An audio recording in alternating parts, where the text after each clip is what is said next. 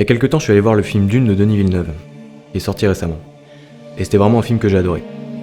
La photographie était incroyable et le grain de la pellicule dans le ciel et dans les dunes, c'était vraiment magnifique. Mais en fait, je me suis complètement fait avoir, parce que Dune n'a pas du tout été filmé avec une caméra argentique. Alors comment ils ont fait? Aujourd'hui, je vous explique comment transformer n'importe quelle photo numérique en photo argentique.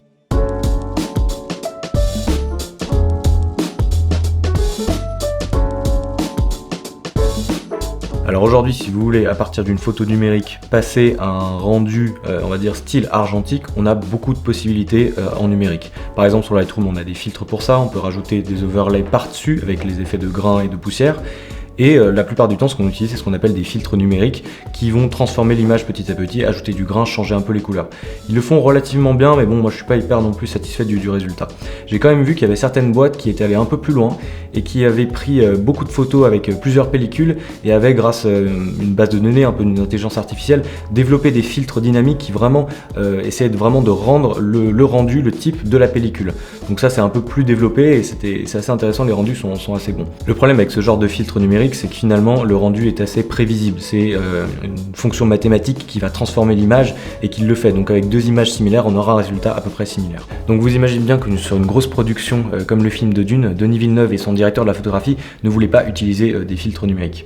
Donc ce qu'ils ont fait, et c'est assez étonnant quand même, ils ont fait le film, ils ont projeté le film dans un cinéma et ils l'ont refilmé avec une caméra 35 mm argentique, juste pour avoir vraiment ce rendu argentique qui rend extrêmement bien. Alors la question qu'on peut se poser, c'est pourquoi ils n'ont pas tourné à la pellicule déjà en premier lieu. Ce que fait par exemple Christopher Nolan, et lui encore plus, il filme avec une IMAX 70 mm et des caméras énormes, et il les a mis par exemple sur des avions dans le film Dunkerque.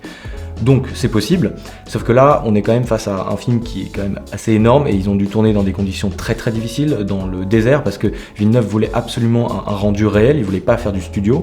Donc ils ont utilisé des caméras, une Alexa Mini il me semble, qui est beaucoup plus petite et beaucoup plus pratique. Mais au final ils voulaient quand même passer avec ce rendu argentique, donc ils ont refilmé le film avec une pellicule 35 mm. Mais en fait cet exemple il n'est pas le seul, parce qu'en fait c'est assez courant de faire ça, et moi j'ai plusieurs exemples principalement en musique.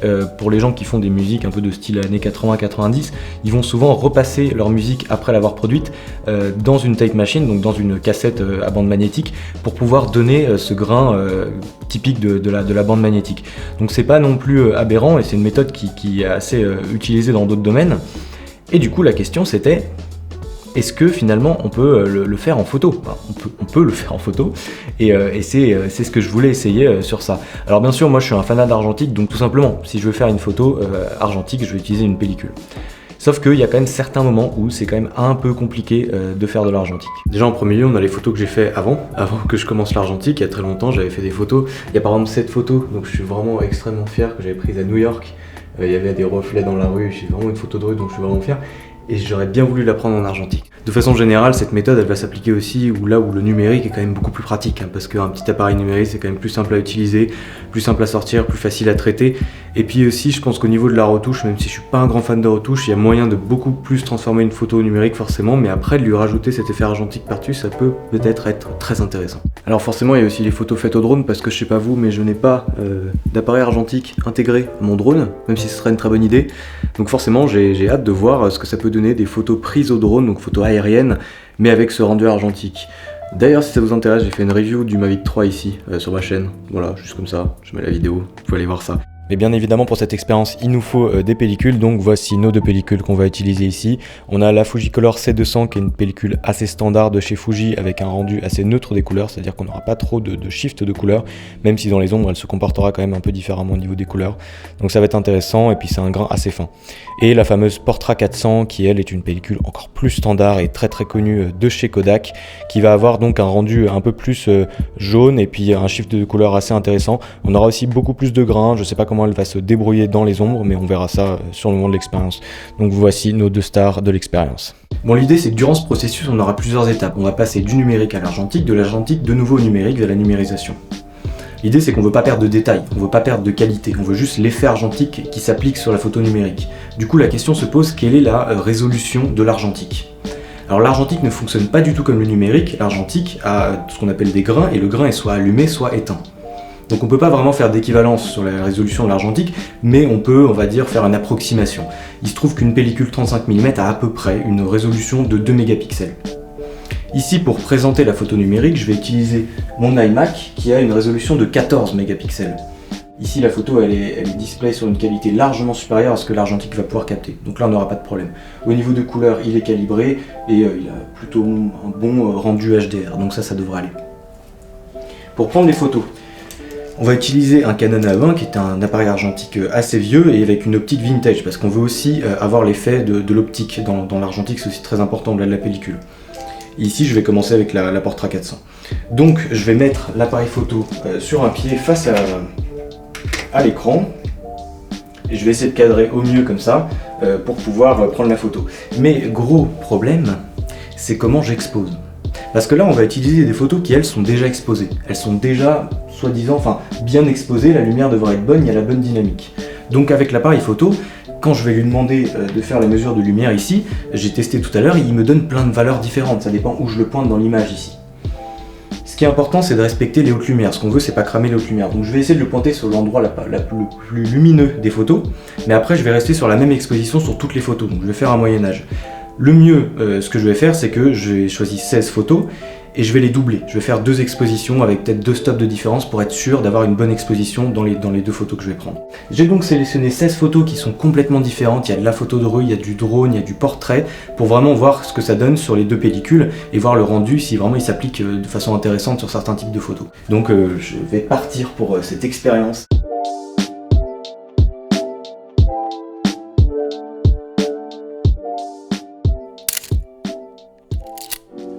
Bon, du coup, ce matin, j'ai reçu un mail du labo qui a développé les pellicules et j'ai dû attendre toute la journée parce que je voulais filmer ma réaction. J'ai pas encore vu les photos. Donc voilà, on va commencer. Ok, donc voilà, enfin, je vais voir les photos. Ça a l'air trop bien. Ok. Mais ça rend super bien.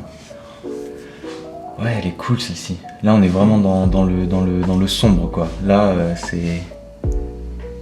Ouais, c'est cool. C'est cool, ça rend bien. Alors ouais, j'ai fait 2 expositions. On le voit, hein, ça n'a pas été facile, je pense. J'ai bien fait de faire 2 expositions parce que là on voit qu'elle est surexposée, quoi. Oh, celle-ci, elle est incroyable. Ça rend super bien. Les ombres sont hyper noires et tout. En fait, ce qui est génial, c'est qu'on peut vraiment travailler la photo numérique à fond. Là, cette photo, je voulais que les ombres soient très profondes et tout ça, donc j'ai pu mettre beaucoup de contraste et tout. La qualité est incroyable. On n'a pas tant d'effets argentiques finalement sur la photo, mais on a cette vibe, un peu ce rendu qui marche bien quand même. Oh là là, oh celle-ci, c'est génial. Mais ça rend incroyable, c'est génial cette méthode. Ah ouais, ça c'est vraiment l'une de mes photos de rue préférées que j'ai faites de tout en fait. Donc là vraiment je suis hyper content, ça rend super bien. Ça détériore juste vraiment, mais en fait on garde quand même une qualité assez incroyable en fait. Je trouve que les détails sont quand même hyper bien gardés. Et là, en fait, de pouvoir avoir la puissance du numérique, donc la rapidité, le fait de pouvoir refaire des photos et tout ça, et puis de pouvoir surtout avoir la retouche, ça rend incroyablement bien. Là, c'est incroyable les détails. Ok, ouais, non, c'est bien ça aussi. Alors là, on sent qu'il y a un peu plus c'est plus détérioré, on va dire, mais j'aime bien aussi. Oh yeah, lui c'est mon pote. C'est Russell de Lanzarote aux Canaries. C'est étonnant parce que vraiment la qualité reste, on sent que c'est quand même de l'argentique plus. Je sais pas d'où ça vient, comment c'est possible, mais là on le sent quoi. Mais en même temps on a ce grain et c'est super beau quoi. Oh celle-ci je m'attendais aussi à quelque chose de vraiment génial. Ouais, le ciel, c'est surtout le ciel. En fait c'est même ce que je disais au début de la vidéo dans Dune, ce que j'ai vu c'est dans le ciel surtout ce grain. On n'a pas un bleu parfait, on a un bleu un peu granuleux et tout ça, et là vraiment ça rend extrêmement bien avec ça. Oh la dune. Oh ça c'est beau, bah voilà vous voyez dans le ciel là, mais dans le ciel c'est incroyable. Par contre ouais on a un peu des déformations, de toute façon je vais les recadrer forcément, mais ah ouais là ça rend bien, les détails sont beaux quoi. Oh c'est alors ça c'est super ça. Ah ouais mais là c'est trop cool. En fait je pense vraiment ça aurait été très difficile d'avoir ça avec vraiment juste de l'argentique. Alors que là, on passe le numérique, mais là ça rend super bien, la texture est incroyable. On a juste ce qu'il faut comme détail et aussi comme détérioration un peu. Et les couleurs sont vraiment bonnes, hein, je trouve. Hein. Ah là là, celle-ci je l'attendais, c'est l'une de mes préférées. Là aussi, ça c'est l'une des photos dont je suis le plus fier en rue. Et bon là c'est pas La prise n'a pas été parfaite. Oh, alors, enfin, du drone. Ouais, alors on a pas mal de déformations en fait. C'est vrai que je voyais pas, mais c'est l'optique qui doit faire ça. Bah, ok, je recadrerai. Et le drone, ça rend super bien. C'est trop cool. Sauf sur cette photo où je m'attendais à avoir quelque chose d'assez abstrait. La texture du sable rend assez bien, les ombres. Bon, bien sûr, on perd du détail, mais ça rend la photo d'autant plus abstraite finalement. Ah, pas mal celle-ci. Ça, pareil, c'est au drone. C'est cool. C'est vraiment sympa celle-ci. J'aime beaucoup. En fait, il y a un artiste qui s'appelle Franco Fontana qui fait beaucoup de photos comme ça. Alors lui, c'était vraiment de l'argentique à la base. Vous avez des photos comme ça, principalement en Toscane et aussi de mer. Comme ça, il a fait toute une série de mer à l'horizon. Et il y avait un peu ce style de photo-là. Et je voulais un peu réessayer pour voir si finalement celle-ci que j'avais prise qui se rapprochait un peu du style de Franco Fontana, est-ce qu'elle pouvait, via l'argentique, devenir un peu plus intéressante. Ça, c'est New York. C'est un bâtiment assez stylé d'ailleurs. Mais je crois qu'il y a même des problèmes parce qu'il tient pas très bien. Mais ouais, ça rend bien. Celle-ci aussi, c'est une de mes photos de rue préférées. Alors là, un peu trop dans les noirs, et l'autre encore trop. Dommage. Finalement, ouais, c'est compliqué parce qu'il faut vraiment exposer au noir en fait. Il faut que les noirs soient noirs. Et là, on a surexposé ici quoi. Elle rend bien celle-ci. Hein. Ça, c'est New York. Enfin, ça doit être le New Jersey juste à côté. Et ça rend bien. Oh, la texture elle est belle. Ouais. Ok. Alors, du coup je l'ai refaite. Ok. Oh là, elle rend bien. Ouais, j'ai bien fait. Parce qu'à la fin en fait, pour pas vous cacher, sur la première pellicule, j'ai raté la mise au point. Au bout de 10 photos, je me suis rendu compte que j'avais pas éteint la lumière à côté. Apparemment ça n'a pas trop joué et je vois que les photos sont relativement nettes donc ça va. Mais bon quand même. Et du coup à la fin j'ai quand même refait celle-ci parce que c'est ma préférée quoi. Et ouais, ça rend super bien, ouais. Ça dégrade juste ce qu'il faut, enfin dégrade, ça donne juste ce qu'il faut comme caractère finalement à la photo. Et c'est la dernière. Et là on passe à la Fuji. Alors la Fuji c'est une 200, donc déjà, ouais ça rend bien. Donc là c'est peut-être un peu plus net, là, je le vois un peu, je pense que là j'avais bien refait la mise au point. Et ouais ça rend bien, ouais. Mais surtout qu'elle a un grain plus fin, donc forcément on a plus de détails quoi.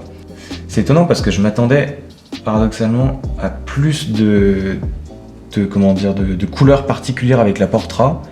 Et là finalement la Fuji, je trouve qu'elle a plus un style, enfin en tout cas un shift de couleurs qui rend très très bien, hein, vraiment. Donc là vraiment on est sur du grain très fin, donc ça se voit. Je les ai fait numériser en 30 mégapixels, hein, donc là on voit vraiment tout. Hein. Et c'est vrai que le grain est très fin sur cette pellicule. Ouais, ça rend bien aussi. Il y a un peu un shift un peu vers le vert, je sais pas pourquoi, mais ça rend bien. Je sais pas laquelle je préfère. Oh là là, mais elle est trop bien. Et c'est pas si mal parce que du coup là on a vraiment un peu les hautes lumières qui sont un tout petit peu trop, et les noirs qui sont vraiment noirs. Ça c'était voulu à la base dans la photo, en numérique, mais là l'argentique va appuyer un peu ça. Et ça rend bien. Non, c'est vraiment trop cool. Mieux. On est sur du contraste. Hein. Je pense que la photo numérique de base elle était très contrastée, donc voilà. Mais ça rend bien sur le portrait. Hein. On verra le portrait de Lucie après, je pense que ce sera aussi plus intéressant. J'aime bien, ça rend bien. Là, le grain dans le ciel est beau. Hein. Il est beaucoup plus fin, ça c'est sûr, mais... Et ouais, il faudrait que je les passe dans Lightroom. Vous verrez sûrement les photos juste un peu remodifiées pour les déformer, parce que là, c'est un peu déformé quand même, mais bon. En fait, il y a aussi l'expérience que je voulais faire, surtout ici, c'était aussi donner un peu de côté organique, de surprise un peu à la photo. Ces photos, elles sont numériques, donc je les ai vues sur le numérique, je les ai vues quand je les ai prises, je les ai retouchées volontairement avec une certaine idée et tout ça. L'idée, c'était d'ajouter un peu de hasard, en fait, un peu de côté organique à ces photos, et de donner ce rendu si particulier. Par exemple, là, sur le portrait, ça rend extrêmement bien, quoi. C'est fou parce que j'ai vraiment l'impression qu'il y a beaucoup plus de qualité que si j'avais pris la photo avec le numérique, l'argentique de base, alors que c'est quand même passé par l'appareil, quoi. Fuji C200, pellicule assez basique, pas trop chère, vraiment génial. Parce que je peux pas retrouver la Fuji Industrial 100 que j'ai testé dans ma dernière vidéo, la première vidéo de la série pellicule. Je vous invite à aller voir cette vidéo parce que la pellicule c'est un bijou, c'est une pépite, mais on la retrouve plus. Là, la Fuji C200, je pense que c'est peut-être un peu ce qui s'en rapproche, on va dire. Là ça part un peu sur le vert, c'est un peu bizarre, mais je préfère la Portra. Mais ça rend bien quand même. Hein. Ouais, le drone cool. Le drone vraiment pas mal. Un peu sur le vert. Voilà, je pense en fait ça va pas s'appliquer à tout, quoi, c'est sûr. Ah, mais celle-ci... Ah, j'ai eu du mal, celle-ci. Hein. Dommage, parce que à la base, c'est une photo assez cool. Donc là, on est cramé. Mais ça va quand même. Ça va, en vrai, ça va. Juste à recadrer, à enlever la déformation, et puis on est pas mal. J'aime bien, ça rend quand même assez bien. Surtout que la texture s'y prête bien dans les arbres. Et dans l'eau, ça donne un côté plus nuageux et tout. Donc ça rend bien. Sachant qu'on part d'un drone quand même, donc d'un Mavic 2 Pro, il me semble, à ce moment-là. Du coup, il y a du grain même dans le drone, enfin du grain numérique, du coup là on va le supplanter par du grain argentique, donc ça rend le truc un peu plus organique, un peu plus beau à mon avis. Ouais, c'est en fait ce qui est hyper intéressant dans cette méthode, c'est quand même que ça va ajouter beaucoup de texture et de vie finalement aux couleurs unies. C'est vrai qu'avec la Portra, je suis plus étonné quand même, mais alors, ah ouais, là celle-ci je l'avais ratée. Ah, elle rend bien. Oh, elle rend bien. Ah, j'aime bien. Si, parce que vraiment on a le grain qui apparaît dans le ciel, ça c'est trop cool. Et puis, ah ouais, les couleurs rendent bien quoi. La photo à la base en numérique, je l'avais bien retouchée, bien saturée et bien retravaillée, toutes les ombres et tout ça. Mais alors là, ça rend bien. Elle est cool.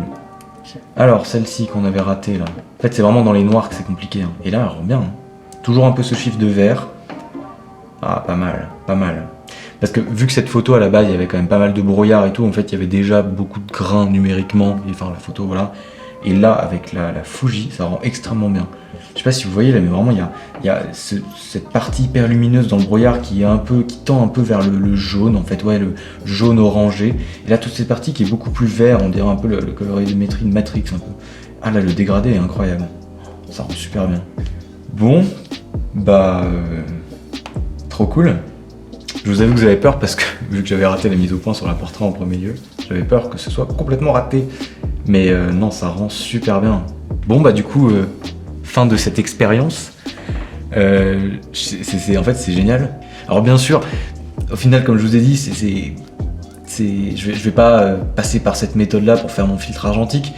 Mais je pense que là, j'ai fait un essai, hein, c'était un premier test. Je pense qu'il y a certaines photos qui vont vraiment bien s'y prêter. Comme je vous dis, je pense que ça va être surtout sur des photos où il y a du ciel, où en fait finalement il manque un peu de texture dans les hautes lumières, ou alors dans les parties un peu sans texture justement, un peu unies. Et donc ça peut être très intéressant. En rue aussi, je pense que ça peut donner beaucoup de caractère. Et là, je le vois, hein, il y a vraiment des photos, je les préfère comme elles sont actuellement, hein, comme ça. Donc franchement, c'est une expérience réussie, tout simplement. Voilà. C'est trop cool. Ah franchement je suis content. Bon bah j'espère que cette vidéo vous a plu, vous pouvez vous abonner, liker, je vais en refaire des expériences comme ça je pense, un peu différentes mais voilà, donc si ça vous a plu, bah vous pouvez vous abonner, lâcher un like et commenter si vous aimez les photos. Laquelle est votre préférée d'ailleurs aussi. Allez, ciao, bonne soirée.